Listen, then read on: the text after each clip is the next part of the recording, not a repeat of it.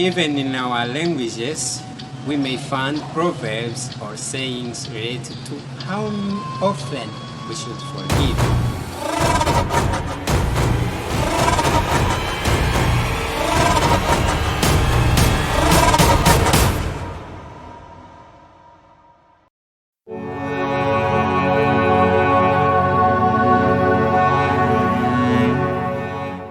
Everyone, this Gospel of Matthew today reminds us how Peter was asking Jesus how many times he can forgive.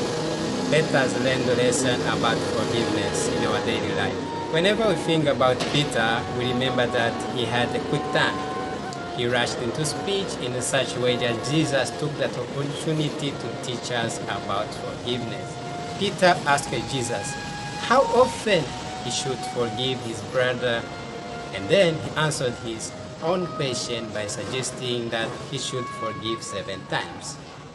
By forgiving 7 times, Peter thought he was being very generous. There was a rabbinic teaching that a man must forgive his brother 3 times only.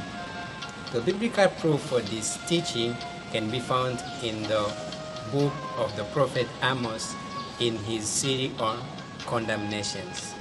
It was believed that God's forgiveness extends to 3 offenses and that he visits the sinner with punishment at 4 times. It was not to be thought that a man could be more gracious than God, so forgiveness was limited to 3 times.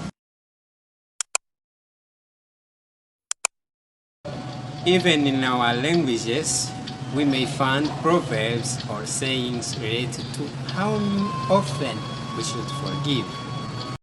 In Kirundi, for example, we say, kabiri karasigwa. It means forgiveness is limited to 2 times.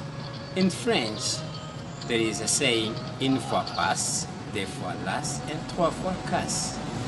It means forgiveness is limited to 3 times.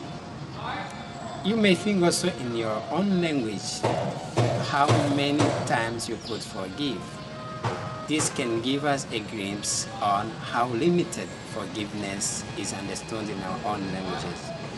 Forgiving 70 times 7 means for us that there is no countable limit to forgiveness.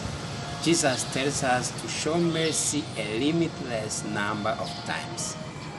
Why should we forgive?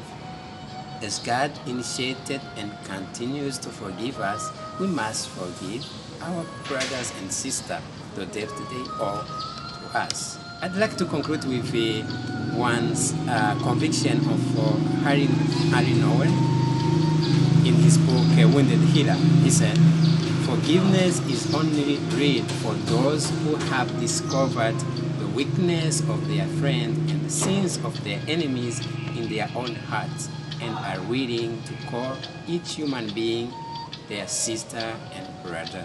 So, how about you? How do you experience forgiveness in your daily life?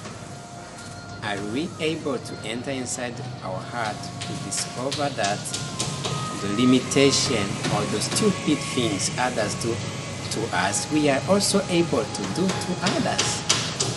So, I hope this reflection may help us to go inside ourselves, also to develop this capacity of forgiving and also asking forgiveness in our daily life.